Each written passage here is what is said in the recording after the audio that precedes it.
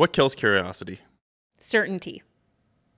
Certainty. When you are so confident you have the exact right answer, you have drawn the boundaries in the right place, and nothing else can be said about a subject, an idea, I think that kills the little part of you that goes, and what else? How has running your own podcast helped you build relationships? As you know, as a host of a podcast, there's something wonderful in relationship building about having a podcast. And initially, when I first started the podcast, I was asking scholars, friends of mine, people who I knew really well to come on. They were the easy asks. And then I had to go the next level out, kind of people I sort of knew who sort of knew me. And I would ask them, and I was always surprised they would say yes. And now I've gotten to the point where I'm reaching way beyond me, which is me and previous networks, which is absolutely wonderful because it makes me think in advance of people I don't know, perspectives I haven't seen or heard yet, scholars I'm not aware of. So it's not the super popular scholars. It's maybe people who have new ideas or an odd take on something, or people who are in a completely different field than I am. So I do a lot of Old Testament and historical geography, but then I can tap the shoulder of people who do medieval church history. And I just get to have these fabulous conversations with them. Are you always thinking with that radar on of like, oh, who could be a potential guest? Almost always. What's that like? Sometimes very stressful when I don't have a long list of people that I want to invite. Sometimes really wonderful. I go to large conferences and I'll peruse the publications and look at their tables, the book tables, and look for interesting and odd publications and look at who they are and where they located in the world. And so I am very often always trying to figure out who else I can ask, who knows someone that can ask the person I really want to ask. So that radar is pretty much always on. How does curiosity play a role when you're selecting or hunting down guests for your podcast? I recognize that having a podcast is something of a responsibility, that I am highlighting and showcasing different people. And I can choose who those people will be. And I'm in a field that is dominated by a lot of European white male scholars and North American, but white male scholarship has been the normal voice, the normative voice. And I like to highlight people of color, a lot of female voices, just because there's a different perspective at play. And hearing their opinions, hearing about their scholarship just stokes the curiosity. It gets around the, oh, we already know this subject. Oh, 20 people have already written on this subject. Because it starts to highlight and bring out all these different perspectives we haven't heard yet. So it's this delightful opportunity to just show curiosity about who people are and what perspective they bring to their field, whatever their field is. In certain fields, like the one that you might be interested in, do you identify there being kind of a echo chamber that can develop where people will kind of create this circle that kind of reinforces what they are saying, and it's hard to kind of break out of that and hear new perspectives? It's not that the industry as a whole is that way. It's that individual people can be that way. So all of us, no matter what field we're in, have faced the danger of creating an echo chamber for ourselves. So I'm in the academic world and I'm in the church world almost equally. And academics have a way of just citing each other's works, being familiar with their friends. And so they can, unless they are consciously trying to hear a different perspective and bring new voices into the conversation, they do end up echoing each other's thoughts. But not everyone is like that. There are people who are really great about paying attention to the new emerging scholars, to people who are very different from themselves. It's just not a given. The church world can be the same, because there are certain denominations or there are certain perspectives, and people will solve religion in a way that they feel comfortable with, and then stay with the people who agree with those boundaries. And it's much harder, especially with religion and when you're talking about the divine, to allow your boundaries to be pushed a little by people who have a very different perspective than yourself. Like, you can sometimes say something and you can see somebody's stomach is turning in front of you because you're almost testing their identity. Yeah, I mean, it's true. I think so many of the ideas that we have, they're forming a worldview that we have. Sometimes we're not aware of it. We're not aware of our limited perspective or very specific perspective that we all bring. So unless you're conscious of trying to challenge your own perspective, sometimes you don't know that until someone sitting across from you makes a comment. And we've been trained in the last decade to be explosive in our reactions. And so that is our knee-jerk reaction, and having conversation across differences with people is less our reaction now. And it's a skill that we need to relearn how to have. That is beautiful. I don't know how I feel about the AI revolution, but with things like tools like ChatGPT, like some people are actually in relationships with the robot, and the robot just tells you exactly, it reinforces or it reaffirms whatever you are saying. It's a mirror back to, like, reflecting back to you what you actually find interesting. And I worry sometimes about that, people relying on it without realizing that it's just mimicking you to get the right reaction. And I worry about the embedded preconceived ideas that are sitting behind AI, that are the information that it's pulling from first, which means there are certain people who are getting their thoughts reflected before other portions of our population. And I really worry about that in particular. Well, we know we can trust Reddit as the primary source of information that ChatGPT is. Is curiosity a conscious decision, or is it a default habit? I think I am naturally a curious person, and I have learned to identify that that is the case and to highlight it and to really emphasize it and almost teach that skill to other people.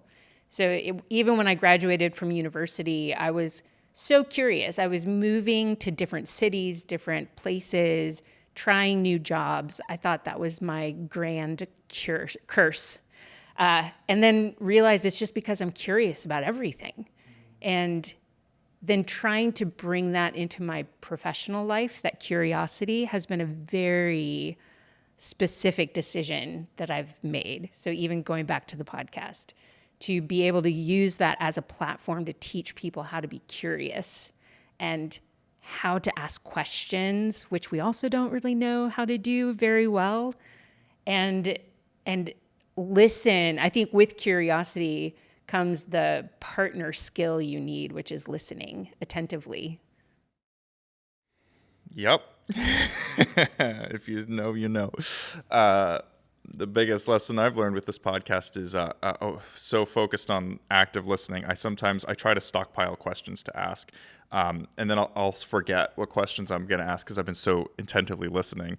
But then when I try to recall the questions I'm going to ask next, I'm not listening. So. Oh, it's true.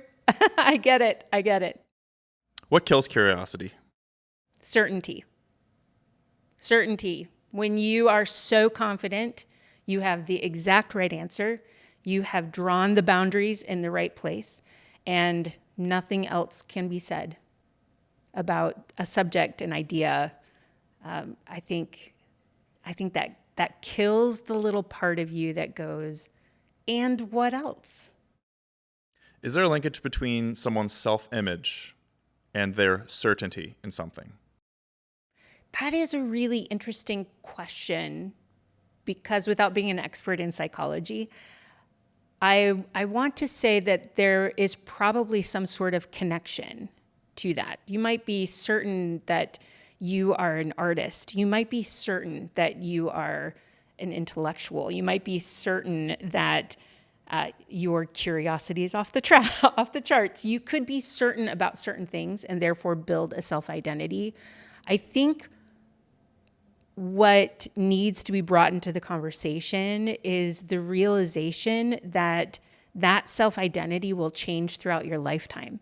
And so if you don't give space for you to enter times of not being certain anymore, I think that can be problematic. And I think this is when we go through these big life changes that become super problematic for all of us, or we hit middle age and we think, oh, I'm not who I thought I really was. You know, you hit those moments of, I am no longer certain about what that identity is, and then you have to seek it out. And I think, I don't know about you, but I grew up with this idea of floating around. I don't think anyone said this explicitly, but maybe floating around in the cultural air that we are formed, that you can kind of choose who you are and you become as an adult, and you're that for the rest of your life. And I don't know if that's true, because all of our experiences, all of the learning, every single person we come in contact with, everything is shaping the continual unfolding of who we are. And we continue to make decisions throughout all of our lives that will also formulate who we are. So the certainty and identity just can't be 100% from now until forever, because it's going to change. I love the word certainty. I'm glad you used it today. What do you love about certainty? Oh, man, you're turning it around on me, aren't you? Once a podcaster. There's a Bible verse that comes to mind, know that I am God. And for me, I've always asked the question, it's like, what's the difference between belief in something you don't understand and certainty that you know? And yeah. Yeah, that's a great question, especially the way that you framed those two different things, because they're quite different, right? And I come across so many people who want the certainty of knowing exactly like what they're getting in on when it comes to religion, where the boundaries are, who God is exactly. You know, it's like they want that defined character of God so badly. And I think once you know that, once you're that certain about who God is, not only have you lost a mystery, but you have made God small enough to be completely understood by you, which I don't want to worship a God like that. I mean, and so I think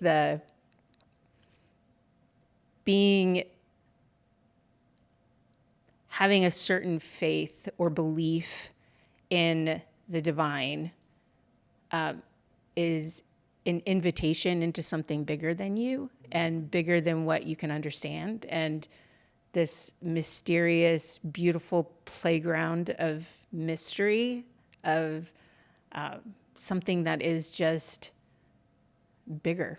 I'll just keep saying it. It's just bigger. And I think there is supposed to be joy in that, in it being something bigger.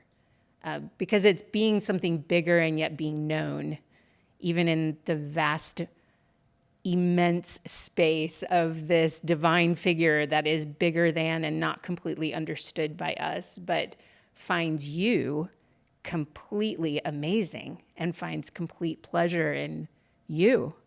Like, that's amazing. Right? That like smallness, but being cherished in your smallness next to the bigness. And I think we're supposed to stand there with joy and just try to explore and figure out more characteristics of God. One of the earliest things I learned when I was podcasting was assume nothing when asking your questions. Yeah. Can you create any linkage between assumption and certainty? Maybe. I don't know how strong this connection will be.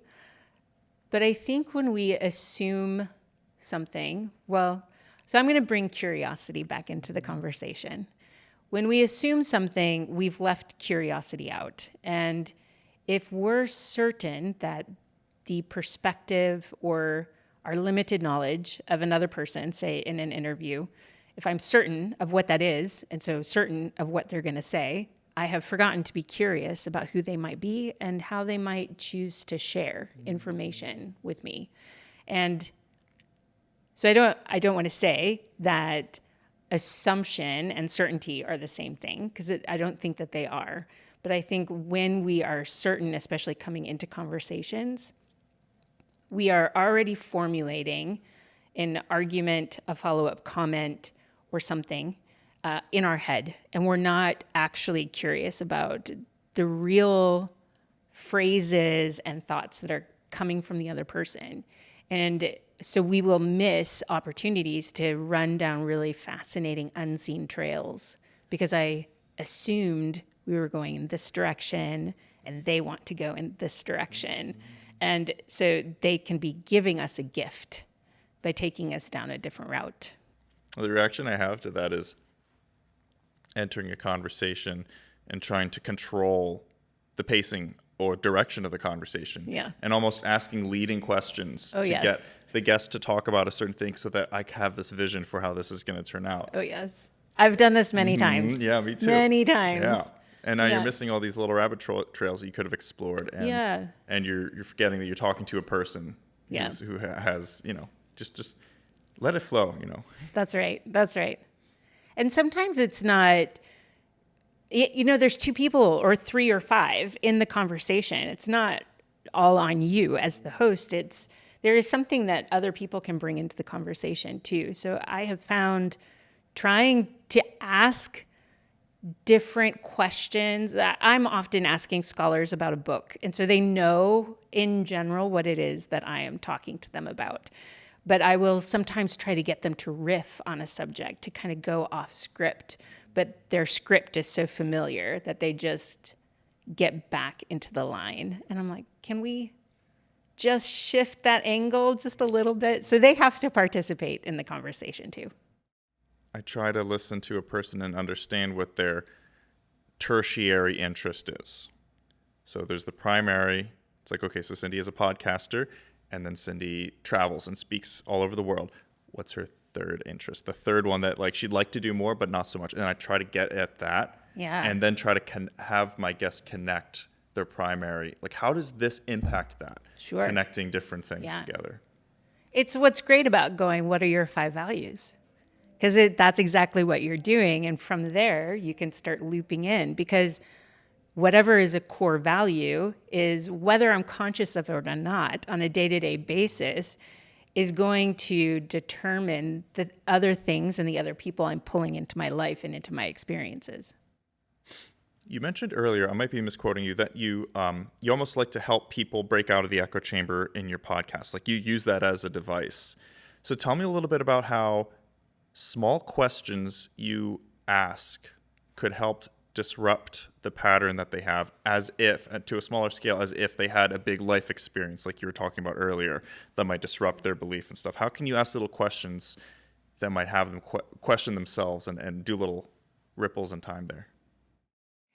I am not trying to get the people who are my guests on the podcast to break out of their echo chambers. I'm trying to get my audience to break out of their echo chambers. So I feel like one of the things I can do is bring to them conversations they wouldn't get to have on their own. I have networks of people and I have credentials to be able to bring really amazing people into the podcast that maybe other people, just regular people, whether they're a churchgoer or a student at a university, wouldn't be able to have those conversations. And so I feel like it's me trying to model with my guest for the audience how to break out of echo chambers, how to make sure that you have an Asian perspective on something, an African perspective on something, a female or a male perspective, and maybe both, and hear contradictory responses to similar questions. but then to always circle back. And I feel like on repeat throughout my podcast, I don't know if anyone else notices this, but because I don't say it every episode, but I'm constantly saying what a joy it is, what a gift it is for us to look at these passages of scripture from different perspectives.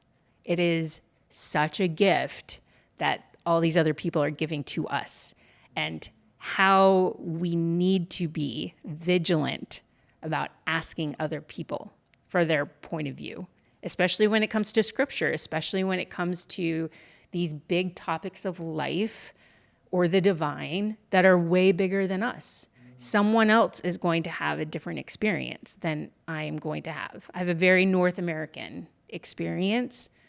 I need to know what people in different parts of the world, how they see things from a different way than I do, because I can learn immense and beautiful things from them. When you're asking curious questions to guests like this and trying to understand a lot of different perspectives, what is the experience for you like? And is there a differentiation between like belief and discussioning about like what is versus like policy? Like this is what should, like that word should, like, hey, this is what we feel about any political issue you could imagine or theological issue. And then like, this is what we should enforce or whatever. Are they the same? Is there a point at which it jumps to one? Yeah. They are so not the same. I try really hard not to get into the should, because again, I mean, my podcast is theological, generally Christian, although there's Orthodox Christians who I've interviewed and sometimes who listen to the podcast. There's Catholic, a whole variety of Protestant, and then some Jewish, and probably people who are questioning faith. Right? There's a whole bunch there. So I try not to make this a denominational podcast where it's coming up against and supporting a particular take that leads to certainty on any particular issue. And so even one of the last interviews I did was with a movie director who he did this documentary with 12 different pastors about all these different issues. And it's a great film. And I told him, I was like, one of the more refreshing things about the film was you never came to answers. Like you never came to, this is the answer we should have about this particular topic, as much as it's a master class on how do you have conversations across differences. And can we be okay with disagreeing with people? We are very uncomfortable with that, especially when it has something to do with God, because we really want to get God right. And so we feel very uncomfortable with people who have a different understanding of God. So that takes a very distinct, chosen perspective to be able to sit in what is super uncomfortable, to have a conversation when I know for sure you're never going to have my belief. And I'm not trying to convince you of anything. I'm just trying to explore. So I try really hard in the podcast not to get to the should part. I try really hard to embrace what is the context? Is there a different perspective? Is there a way to read this better? Is there a way to read this in a clearer way?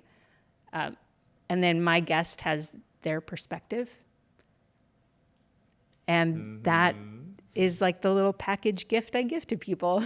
And they can do with that as they want. They're just hearing another perspective. I always felt, even in high school when I was starting to watch movies and think about directing them, I always liked movies that asked a question more than movies that gave a statement.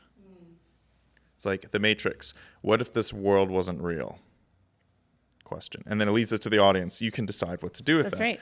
But it helps you almost like, it's almost a little more powerful to ask a truth-seeking missile is what I think questions are. So Nice. Do you think everyone is entitled to a voice? Yes. Now, we could talk about, especially because free speech in America right now is a thing. So we could, for sure, talk about how much of a voice, how loudly is it broadcasted, and in what kind of context. So all of those things matter. But when I think of does everyone deserve a voice, my immediate way of thinking of that is there are so many people whose voices have been squashed, and all of them get to have a voice. They should have a, that is a should I will throw into the sentence. I really highly think they deserve an opportunity to explain their experience and to have an opinion on their experience and what they believe. Also, we can look at power structures throughout all time periods where someone grabs all of the microphones in the room and makes everyone only listen to their voice. And so that's when I get a little bit like it ushers us back into the certainty part instead of the maybe I'm wrong part, which is a part of what curiosity does. Mm-hmm. Should everyone have a platform? Should everyone have a platform feels tricky to me because it comes with the moral issue of does the person deserve to have a platform, and how will they be responsible for said platform? And are all people trustworthy with platforms? I don't know if they've developed the reputation or skill to be trustworthy with it. So, yeah. So, and then I guess it depends on what we think a platform is. But I get criticized too, people who think I'm being irresponsible for my platform, for having a podcast or a perspective where I'm saying, be curious, trust people, listen to lots of opinions. I highly value seeing the face of God in other people, and I've been criticized because I'm not using my platform to be politically certain about issues. And I just don't want to step into that space because what I'm trying to do is develop conversation, not debate. I've never wanted to be on a debate team, or I've never wanted to, and have never felt responsible to make people believe exactly what I think. So I've never been trying to do that. Mm-hmm. So yeah, that sort of answers your question in a rambling sort of a way. I love it. This is a question for the ages, but why is it that you think people have such a visceral reaction when they hear somebody else who isn't even a part of their community say something that they don't believe in also? Wow, I really wish I knew. That is a learned response, I think. And again, I'm not a sociologist. So let's all take this within the framework of my lived experience. I think that there are probably people throughout time who have been better at this than at other times. People who are in the majority culture are always going to be worse at it than anyone in a minority culture, because people in a minority culture are accustomed to no one listening to them and having to fight to explain their beliefs. And people who are in the majority or the more powerful culture, if you give up some of that voice and some of that power, or if you crack the door to maybe I'm wrong, you're cracking the door to the wrong people having power. So, so I think there's the visceral response sometimes. I'd be curious if any sociologists are watching, if they could chime in here where that comes from in terms of, is it fear of losing control of a situation or a topic or the conversation? And is it fear of losing the authoritative voice in a conversation? I don't know. How does humility play a role in the way you ask questions? I assume I don't know all of the answers. And so even when I am talking to people in my field, in my specialty, I assume they know information I do not know. And the information I have might be outdated. And there is an essential element, I think, in the field and the works that I do, especially within the academy. Within the academy, you have to publish, right? So you have to establish ideas. You have to be certain about certain things. You have to get published. You have to make crazy remarks to get noticed in the flood of all these other publications. And we can forget just to be curious. But the best discoveries are people who are humble, who think, I don't know. And out of the I don't know, ask good questions. And I think that is just really essential. I think when people are not humble, it inhibits conversation and it inhibits really good and rich learning. And I said but I don't have a follow-up. I love it. Open the stream of consciousness. It's so interesting. I feel like all the real estate today is hogged up by certainty or people that are selling that. It's like to go viral or to build a really popular following fan base, you say something with such conviction and a sensation of certainty that, like, what you're talking about, this curiosity is almost treating people with, the human value that they deserve. But it just doesn't feel like as trendy or viral. It's not. It's the slow work of relationships, but it's more authentic work. And it's work that will last a lot longer, because everything that is so certain and so viral is going to fade and go away. Something else will be viral in the next week. So it just doesn't last nearly as long. And I think you have to make a choice which is more valuable to you. I value the human relationship part. How has the audience reaction to some of your podcast episodes impacted parts of your podcast? From time to time, I will have people write to me and say, will you address such and such book of the Bible or topic or something? And I will. So I be responsive to feedback that I get back. There are some listeners who very regularly send me emails after different episodes come out and ask a follow-up question or say, this part really meant something to me. And then then me and this listener end up with this built relationship, which is also really wonderful, because they're people I would never, ever know any other way except that they listened to my podcast and they reached out, it just absolutely delights me so much. Yeah.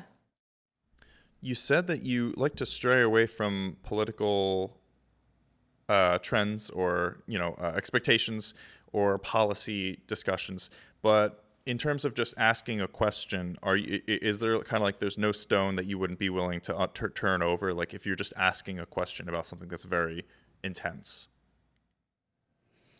I would like to say no. However, I'm sure I have biases and perspectives that I will not go and invite someone onto the podcast who I know is going to be fiery and awful and not kind of adhere to my values of curiosity and really honoring human value. So I'm not going to just bring anyone on just to prove to everyone that, I'm open for everything. It's just I'm not trying to prove that to anyone. Now with the people, so once that filter has been used to get the guests that I have, and again, because I'm normally interviewing people on books and published works that they have, I already kind of know where they're going to go. I'm kind of walking them through their train of thought of why they found that to be an interesting topic, why it's different than what is out in the world already. So would I ask questions? Yeah, I would like to think that I would, but I'm not going to do it just to get a reaction. Wow. It's the tell of a manipulator is when they ask a question to get a reaction. Yeah. I love what you said earlier about how there's a lot of power in being the selector of the guests, and you get to choose, and you're careful with that. You're careful with that power of like, I want to be curious and humble while I'm also selecting, who's going to be on brand for the podcast. Yeah, well, and it's more recognizing that I can highlight people and points of view that maybe, so for instance, even working at a seminary, when I was working full-time at a seminary and producing syllabi, there is an art to and a power in creating the reading list. Which authors are you going to have your students read? The same old people? The people with the most sold books? Are all of them Caucasian?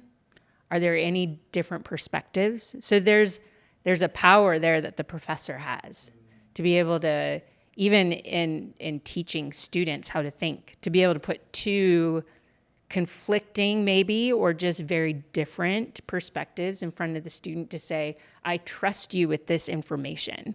Let's think about how we're going to think about this. And so in a way, I feel like I'm doing the same thing in the people I'm asking to come on. If my listeners don't get familiar with hearing so many different voices, so many different accents, so many different perspectives, then I feel like I'm not doing the job I want to be doing. Has traveling the world and studied so much seminary and become very well versed in a lot of different fields helped make you better at not assuming things? 100%. Yeah, I mean, it's why I tell students, and I teach a lot of undergrads, and I'm always trying to get them to study abroad, take some time, go to a place where people don't have the rhythm of life that you have. And you start to realize so many people are so different around the world. So much of it is contextual. It's just because they live in that country or they live in a desert space instead of a mountainous space. It's just completely different. So their context is shaping why they are doing things the way they do. And it really helps you realize that because someone is different, that doesn't make wrong or right. It's just different.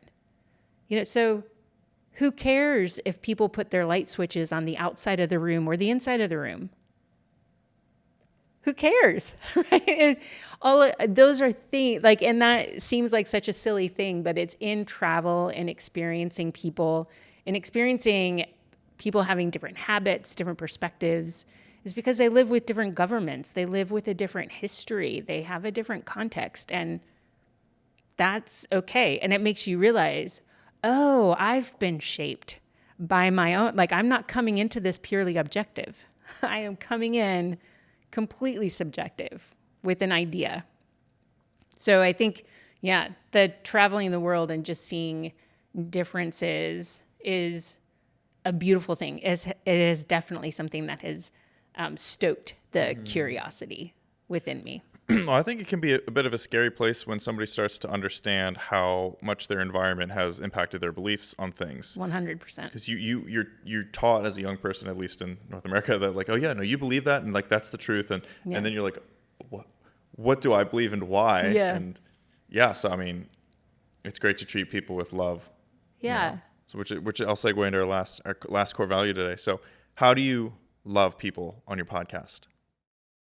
Yeah, that's interesting. I find love as the thread through all the other things I am trying to do more consciously or conscientiously.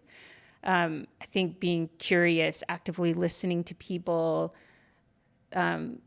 coming to sit with them in a sense of humility. I think all of these are ways that I show love, because love is giving space to someone else to be themselves, and then to say, I welcome you into this space as you are, and let's talk about that. So I don't think I've ever thought of, but now I will, going into a podcast interview, showing love to the other person as much as love is just such a a nebulous and such a wide thing. And I think it shows up in adventuring into seeing new things in curiosity and in humility. I love how everything you touched on when describing the way you express love to the world has a bit of an experience attached to it. So it's like if you're sharing a present moment with a person, like that experience, you want to be expressed with love. Yeah, it's being attentive in the moment, not being distracted, right? So it's what is the experience you're crafting and creating and ushering people into, which is a wonderful thing and scary to realize that you're in charge of creating that.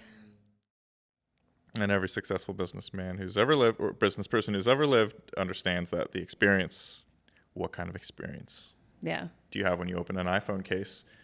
What kind of experience do you right. have when you walk into a church service? That's right. Yeah. In my intro and conclusion in the podcast, will talk about the invitation is to come sit at the podcast table. That it's not, I try to craft an experience where it's not just me and this other person who are having a conversation, excluding the audience who is there, but at least mentally, I think of additional chairs around the table and saying, this is the conversation I'm bringing before you this week. Let's talk about how uncomfortable that is. Yeah. The invisible fourth wall. Yeah. What's next for you, Cyndi? That's a big question. It can be heard in many different ways. What's next on the podcast? What's next career-wise? What do I do when I walk out that door? What's next? What are you excited about? I am going to Israel in 2 weeks to be a part of a film. I have a tiny, tiny role, but it doesn't matter because it gets me back to Israel and a chance to see people that I really love. And so it's going to be hard. We'll go back and I'll just cry with a few people who are over there. But that is exciting. It's exciting because it's fun to be on camera as like the scholar interview. And I'm grateful. It's a privilege to be able to travel and to be able to go into a place that's hard to get to right now. So I'm excited about that. I'm also very excited about an opportunity. Our church has just agreed to participate in a project that is a 2-year project about peacemaking. And 2 of us from the church are being sent as emissaries to study peacemaking as a process for a year and then learn how to bring our congregations along for year 2. So I'm fascinated by that. That idea of peacemaking is in alignment with, love, as you already pointed out, but is in alignment with, hearing different people's stories, being curious about people's perspective, creating space at the table. So I am very much looking forward to that project. Where can we find you? My podcast is called Context Matters, and that is on every podcast platform. No video, so not on YouTube, but all the other things you can listen. My website is Narrative of Place, and that's where I publish any tours that I'm leading to Israel. One day I'll add Turkey and Greece onto that. Any biblical context is what I love. So I have a few articles published. Those are the best ways. You can reach me through my website. That's the easiest way to reach out. I'd love to say social media is a great way to reach out, but I'm on a little social media hiatus at the moment. But I am on Instagram and Facebook. I just don't pay a whole lot of attention to it. Cyndi, thank you so much for coming. Thank you for asking questions, for inviting me into your really welcoming and cool space and having me here. Certainly.